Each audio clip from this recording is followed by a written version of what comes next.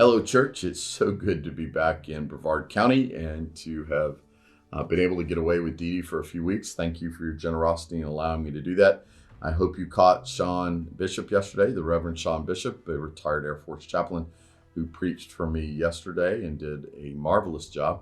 We're so blessed to have the Bishop family in our church, and just he and his wife and his kids are just incredible people. So thank you for that. I'm also excited that this coming Sunday is our pie auction, and so we have a chance to make a difference in this world as we attack sex trafficking, and we raise money for that endeavor through Exodus Road. So we get back to this passage. Remember last week I told you it might be a good idea to read the book of James.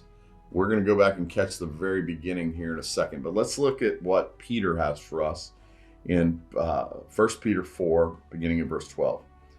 Dear friends, do not be surprised. Now, the Greek word for surprised here can mean many things. Do not be astonished. Do not be shocked.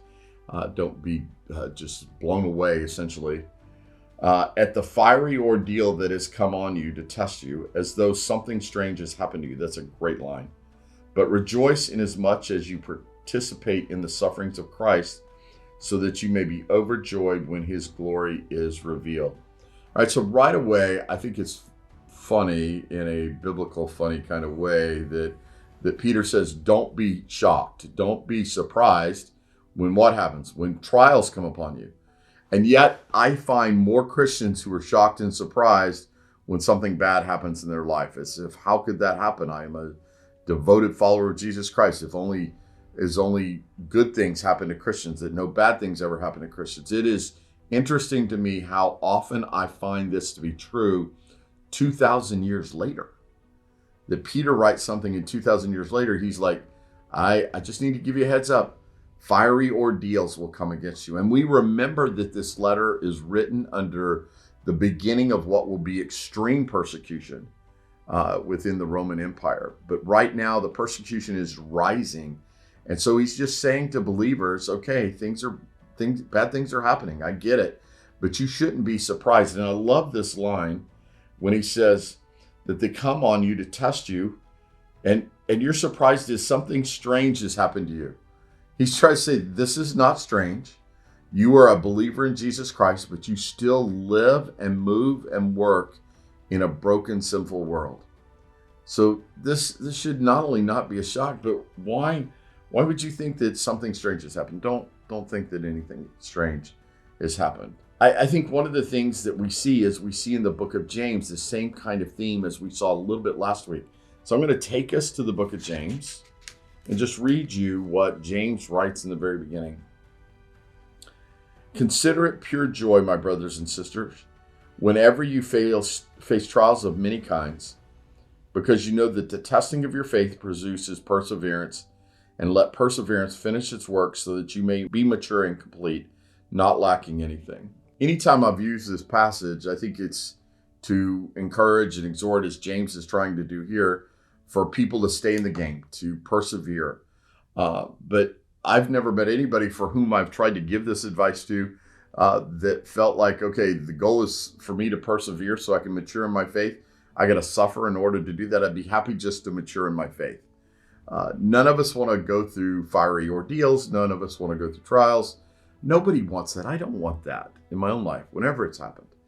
But I think it's part of a consistent theme that not only runs through all of Paul's letters, but we find in James, and now we find in Peter, is this idea that things are going to come against you, and that God would use it through your perseverance to grow and mature you.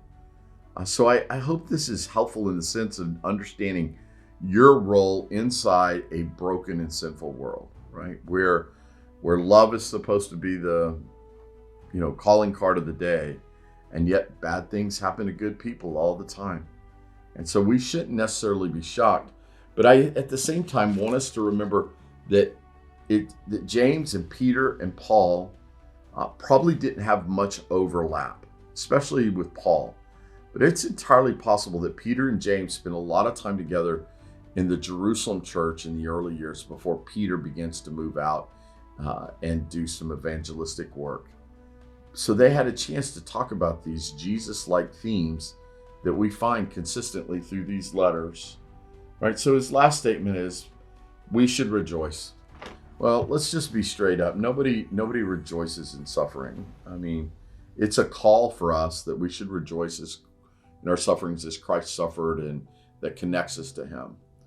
But it takes a special kind of believer to say, I can rejoice in my sufferings because I know that it connects me closer to Christ who suffered for me. That's a super spiritually mature statement to make. And yet there was this expectation by Peter is that the early church could live inside that kind of place, right? To endure these trials, to persevere under hardships, to not be shocked, to not think they're strange, but at the same time to glorify God because of the suffering. So we're not talking about you didn't get your parking space at Publix. We're not talking about you having a bad day. We're talking about actual persecution and suffering. So it's a lot going on in these couple of verses, but here's what I would tell you, as Peter would tell you. I don't know why you're shocked that this is happening. This is not strange. This is not new news.